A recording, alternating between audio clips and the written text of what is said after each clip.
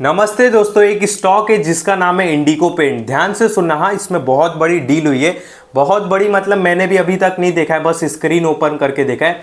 HDFC mutual fund ने इसके stock उठाए, किसके? इंडिको पेंट के।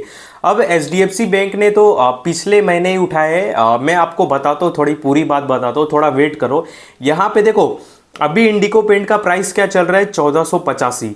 और अपना एचडीएफसी म्यूचुअल फंड है, इसने 6 सितंबर को इंडिको पेंट का 1470 के रेट से अराउंड कितनी क्वांटिटी उठाई? 5,47,670 के आसपास, ठीक है, 669। तो ये गुणा करना 1470 को 5,47,000 से, आपको अमाउंट पता चल जाएगा कि कितनी बड़ी डील हुई है, ठीक है। ये जस्ट मुझे पता चला, इसके लिए मैं बहुत मतलब जल्दी में ही वीडियो बना रहा हूँ। यहाँ पे मॉर्गन स्टैनली देख सकते हो कि 1491 के लेवल पे ये ओपन मार्केट से उठाया गया है मेरे ख्याल से। हाँ, ओपन मार्केट, क्योंकि भाव बहुत चेंजेस है। क्योंकि थोड़ी जब बड़ी डील होती है ना, मतलब जब 2 3 4 म्यूचुअल फंड वाले एक साथ मतलब किसी स्टॉक के माल उठाते ना, तो एक फिक्स रेट पे उठाते, ठीक है।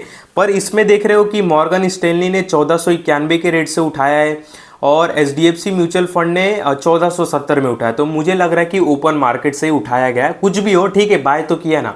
तो ये 1491 को ये जो इनका क्या बोलते क्वांटिटी है 3,08,255, इससे गुणा करना और आपको पता चलेगा कि मॉर्गन स्टैनली ने कितने हजारों करोड़ों का माल उठाया है इंडिको पेंट। और इंडिको पेंट में आज से नहीं बुलिश हूँ, ठीक है। इन्होंने आज बल्क डील कर दिया तो इसके लिए नहीं। रीजन क्या है मैं आपको रिटर्न बताऊंगा। थोड़े मेरे व्यूअर्स और जुड़ गए तो उनको भी मैं बता दूंगा, ठीक है। यहाँ पे देखो, नीचे आते तो नीचे वापस वेक्टस इंटरप्रेस एलएलपी छोटी छोटी कंपनियों ने इसके शेयर उठाए। फिर बाद में नीचे उसी दिन 6 सितंबर के दिन एचडीएफसी म्यूचुअल फंड ने इसको 1470 के रेट में 4,56,000 क्वांटिटी उठाया, मतलब 4,56,390। और ये कितना क्वांटिटी है यहाँ पे? एक किधर गया यहाँ पे? सेतु एचडीएफसी 5 लाख, अराउंड 10 लाख 11 लाख भाई शेयर्स उठाए गए इंडिको पेंट के, ठीक है। अब मैं क्यों बुलिश हूँ, म्यूचुअल फंड क्यों बुलिश है मुझे नहीं पता, पर मैं क्यों बुलिश था इसके ऊपर मैं आपको बताता हूँ। यहाँ पे वीडियो देखो, बहुत इन्फॉर्मेशन बहुत नॉलेज वाली होने वाली है, तो आप ऐसा टाइम पास समझ के वीडियो को स्किप नहीं करना। पहले मैं एक दिखा देता हूँ, मतलब मैंने इसको बहुत पहले कवर किया था, फिर मैं बात करता हूँ इसके ऊपर, ठीक है। यहाँ पे कहाँ गया? इंडिगो पेंट रितेश वर्मा, ऐसा लिखोगे ना आ जाएगा, ठीक है। Indigo paint share Ritesh Verma लिखोगे तो आ जाएगा। देखो मैंने लिखा था कि upcoming multi bagger Indigo paint market cap 7,000 crore. उस टाइम क्या रेट था? यही रेट रहेगा मेरे ख्याल से। एक सेकेंड, ये अरे भाई कहाँ गया अब ये कुछ एक सेकेंड ठीक है, हाँ 1453 का रेट था, ठीक है। 2 महीना पहले कवर किया था। अब देखो इंडिगो पेंट फंडामेंटली काफ़ी स्ट्रांग है, ठीक है। कोई दिक्कत वाली बात नहीं, बहुत अच्छी है।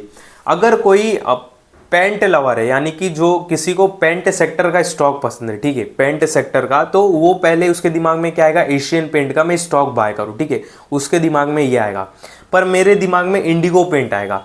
रीज़न क्या है मैं आपको रीज़न भी बताने की कोशिश करता हूँ। यहाँ पे स्क्रीनर ओपन कर लो। अभी देखो इंडिगो पेंट पूरे इंडिया में नहीं फैला हुआ है, ठीक है। इंडिगो पेंट पूरे इंडिया में नहीं फैला, और जो पेंट सेक्टर है ना, उसकी डिमांड है और आगे बहुत बढ़ने वाली, क्योंकि जैसे जैसे नया नया इंफ्रास्ट्रक्चर बनता है उसमें पेंट का यूज़ होता है। अब आप बहुत आजू बाजू अपने आप चले जाओ, मतलब आप देखते ही रहोगे कि नए रेलवे अपग्रेड हो रहा है, तो उसमें कलर वगैरह, तो मतलब बोलने का मतलब कि जैसे जैसे इंफ्रा ग्रो होगा, इंडिया ग्रो होगा, पेंट सेक्टर का डिमांड बढ़ेगा। अब इसमें मैं इंडिगो पेंट पे ही दाव क्यों लगा रहा हूँ? मेरा रीज़न क्या है? देखो एशियन पेंट ना ऑलरेडी काफ़ी फैल चुका है, ठीक है। एशियन पेंट का डीलरशिप, एशियन पेंट का जो कलर है वो सारे दुकानों में जा चुका है, मतलब सारे दुकानों में लग चुका है। मैं वो नहीं बोल रहा हूँ, मतलब उसकी जो डीलरशिप है ऑलमोस्ट आपको सारे दुकान में ही एशियन पेंट की डीलरशिप देखने के लिए मिलेगी। एग्जाम्पल के लिए मैं बताता हूँ, मान लो कि पूरे इंडिया में, एग्जाम्पल के लिए बता रहा हूँ कि 100 पेंट का डीलरशिप है, यानी कि 100 हार्डवेयर की दुकान है, हार्डवेयर के दुकान पे ही पेंट मिलता है। तो मान लो पूरे इंडिया में 100 हार्डवेयर की दुकान है, यानी कि 100 पेंट का डीलरशिप है। अब ऑलमोस्ट 100 के पास एशियन पेंट पहुंच चुका है। तो अब ऐसा है नहीं कि एशियन पेंट अब किराना स्टोर पे बिकने लगे या पान की टपरी पे बिकने लगे, नहीं, या होटल में बिकने लगे, नहीं। जितने डीलरशिप है इंडिया में ऑलमोस्ट सबके पास एशियन पेंट फैल चुका है, ठीक है। उनका बिजनेस बहुत ग्रोथ हो चुका है। यहाँ पे अगर मैं एशियन पेंट सर्च करता हूँ तो यहाँ पे मार्केट कैप इतना इनका कितना निकल के आ रहा है, 2,40,000 करोड़ का। और ये मार्केट कैप अभी कम हुआ है क्योंकि स्टॉक में 500-600 रुपये का करेक्शन देखने के लिए मिला है। तो ये market cap around 3 lakh crore के आसपास भी हो सकता है, ठीक है।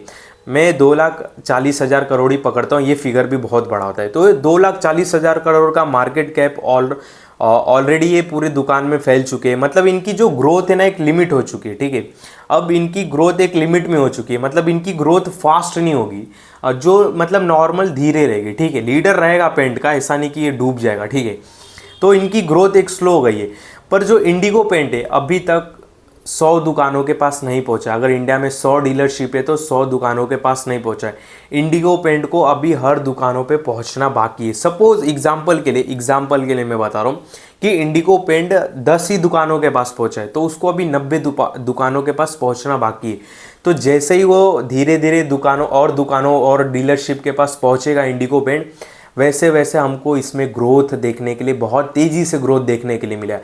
क्योंकि अभी ये बहुत मतलब छोटे एरिया में अभी प्ले कर रहा है। एग्जाम्पल से एक और बताता हूँ कि जैसे एशियन पेंट है पूरे इंडिया के जितने 28-29 स्टेट है सब में फैल चुका है। आपको हर स्टेट में एशियन पेंट दिखेगा। पर एग्जाम्पल के लिए मान लो कि इंडिगो पेंट है, वो केवल महाराष्ट्र में ही है और राजस्थान में।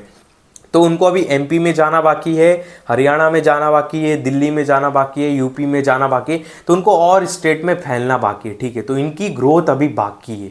तो इसके लिए मैं इंडिगो पेंट को काफ़ी बुलिश हूँ। और यहाँ पे देखो, यहाँ पे इंडिगो और बिजनेस भी इनका काफ़ी तगड़ा चल रहा है। इंडिगो पेंट देखे तो मार्केट कैप केवल 7,000 करोड़ है, बहुत कम मार्केट कैप है। जब इनकी ग्रोथ होगी ना तो बहुत तेज़ी से ग्रोथ होगी। ROC 23 का निकल के आता है। All time high price around 3,348 निकल के आता है। यहाँ पे मैं एक चीज़ दिखाता हूँ कि एक टाइम पर ये माइनस में नेट प्रॉफिट था इनका। कितना था? माइनस में था, 1 करोड़ -7 माइनस, मतलब 2016-17 तक ये माइनस में थी। फिर उसके बाद देखो 3 करोड़ का प्रॉफिट, 27 करोड़ का प्रॉफिट, 48 करोड़ का प्रॉफिट, 71 करोड़ का प्रॉफिट, 84 करोड़ का, 132, 150, और ये अभी अपने all time high net profit पे बैठे हैं। यहाँ पे मैं एक चीज़ आपको और दिखाना चाहूँगा कि 2019 और 2020 में इनका नेट प्रॉफिट 30 करोड़ के आसपास आता था। पर आज इनका एक क्वार्टर में ही 30 करोड़ के आसपास का नेट प्रॉफिट आ रहा है। इवन 50 करोड़ भी पहुंच चुका है, एक क्वार्टर की बात कर रहा हूँ।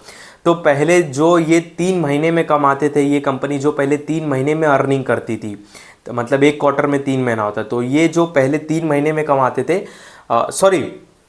पहले ये जो एक साल में अर्निंग करते थे, पहले मतलब इनका जो एक साल में नेट प्रॉफिट आता था 27-30 करोड़ का, अराउंड 50 करोड़ का, आज ये इनका 3 महीने में ही उतना नेट प्रॉफिट निकल के आ रहा है 54 करोड़ का, जो कि बहुत बड़ी बात होती है। तो इसको हम बोलते हैं ग्रोथ, ठीक है। अभी एशियन पेंट ऑलरेडी 0 से 100 तक पहुंच चुका है, ऑलरेडी अपने पीक पे पहुंच चुका है। पर इंडिगो पेंट को अभी 100 तक जाना बाकी है। तो अगर इंडिगो पेंट के साथ अगर हम मान लो अभी इंडिगो पेंट 10 तक पहुंचा है, ठीक है, 10 तक पहुंचा है, एग्जाम्पल के लिए एक फिगर में बता रहा हूँ। तो अगर इंडिगो पेंट के साथ अगर हम 10 के साथ बैठते हैं, तो जब वो 100 पे जाएगा तो सोच सकते हो कि उसकी ग्रोथ कितनी बाकी। पर ऑलरेडी एशियन पेंट 100 पे बैठा हुआ है, तो उसके साथ अगर हम एशियन पेंट के साथ 100 पे बैठ जाए जो पीक पे है एकदम, तो फिर उसके आगे ही क्या जाएगा, ठीक है। तो ऑलरेडी पीक पे, तो इसके लिए इंडिगो पेंट को मैंने चूज़ किया था। और यहाँ पे ये काफ़ी लंबी वीडियो बनाई थी मैंने, और इसमें अभी बल्क डील भी देखने के लिए मिल रही है। तो मैंने रिसेंटली देखा कि बल्क डील हुआ है। बहुत सारे म्यूचुअल फंड, छोटे छोटे जो LLP कंपनी होती है, उन्होंने इस स्टॉक को बाय किया है अराउंड 1482, 1470, 1488, 1484, 1475, इन सारे लेवल से यहाँ पे देख सकते हो, आपके सामने देखने के लिए मिल जाएगा, ठीक है। तो ये था इंडिगो पेंट के ऊपर। यहाँ पे मैंने लेवल्स वगैरह भी लगा के रखे रहेंगे कुछ।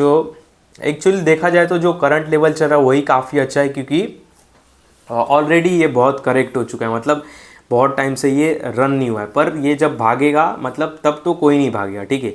यहाँ पे इंडिगो पेंट ओपन करता हूँ और एक बार हाई से देखते हैं। यहाँ पे इसका हाई, अच्छा ये हाई यहाँ पे बना है, ठीक है।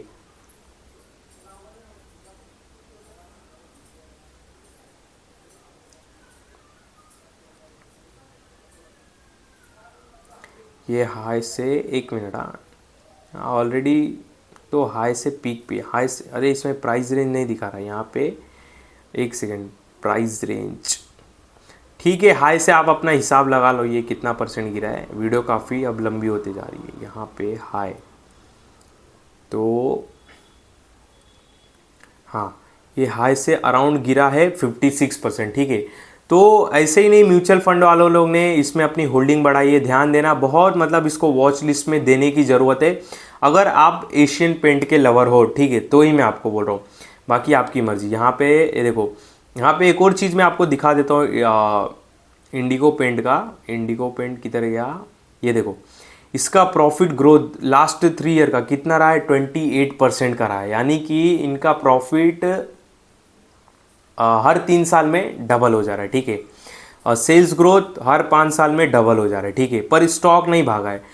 तो समझ सकते हो कि प्रॉफिट बढ़ चुका है पर स्टॉक वहीं पे, और ये ज़्यादा समय तक नहीं चलता है कि प्रॉफिट यहाँ पे हो और स्टॉक का प्राइस यहाँ पे हो, ये ज़्यादा समय से नहीं होता है। स्टॉक प्राइस को अपने प्रॉफिट से मैच करना होगा, और सपोज प्रॉफिट यहाँ पे रहता है और स्टॉक का प्राइस यहाँ पे रहता है, तो स्टॉक को ज़्यादा देर तक ऊपर नहीं रहेगा, उसको अपने प्रॉफिट पे आना ही पड़ेगा। और इस सिचुएशन में क्या है, प्रॉफिट ऊपर है, स्टॉक का प्राइस यहाँ पे, तो स्टॉक को अपने प्रॉफिट पे आना ही होगा, ठीक है, इस बात को ध्यान देना। बाकी देखो फंडामेंटली काफ़ी स्ट्रांग है, अच्छा खासा 905 करोड़ का रिजर्व पड़ा है, कर्जा बोले तो केवल 20 करोड़ का, मतलब पूरी डेप्ट फ्री है, केवल इनको बिजनेस करना है। अदर असेस्ट में जाते तो एक्स्ट्रा इनके पास 19 करोड़ का कैश पड़ा है, इन्वेस्टमेंट पड़ा है 178 करोड़ का। यहाँ पे होल्डिंग्स पे भी थोड़ी नज़र मार लेते, देखो एफआईज ने भी अभी होल्डिंग बढ़ाई, एफआईज तो अभी होल्डिंग बढ़ा रहे हैं, हम इसको बहुत पहले से कवर कर रहे हैं। पहले इसमें एफआईज की होल्डिंग अराउंड 7.5% थी, जो कि अब हो गई है अराउंड 12.5 के आसपास। अरे बाप रे, डीआईज देखो, और डीआईज ने पब्लिक से पूरा माल उठा लिया, जी हाँ, डीआईज ने पूरा पब्लिक से, पब्लिक नहीं, ये कोई इन्वेस्टमेंट कंपनी थी, उससे माल उठाए।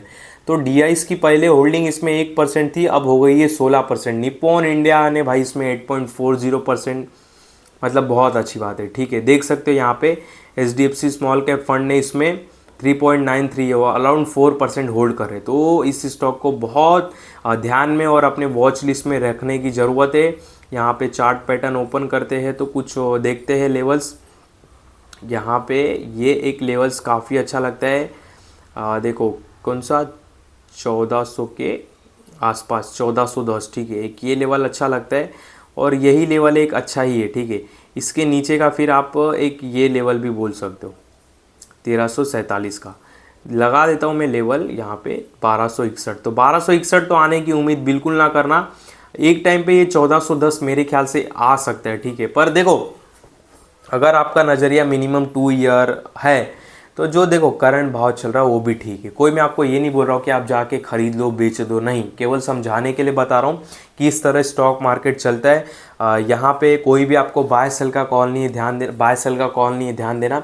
जो भी मैं अभी आपको चार्ट पैटर्न दिखा रहा हूँ, स्टॉक का नाम बता रहा हूँ, केवल समझाने के लिए बता रहा हूँ कि कैसे मार्केट में स्टॉक काम करते हैं। जब म्यूचुअल फंड अपनी होल्डिंग बढ़ा रहे तो उसके रीज़न क्या है, मैंने आपको बिजनेस एक समझा दिया कि रीज़न क्या है, क्यों इतना इंडिगो पेंट को मतलब लेके मैं बुलिश हूँ, क्योंकि अभी इसको फैलना बाकी है, ठीक है। एशियन पेंट ऑलरेडी फैल चुका है, तो ये सारे रीज़न समझाने के लिए मैंने आपके साथ चार्ट पैटर्न और स्टॉक का नाम शेयर किया। तो इस वीडियो में आपको कोई भी बाय सेल का कॉल नहीं है, ध्यान देना, और जो भी मैंने अभी बातें बताई केवल समझाने के लिए बताई।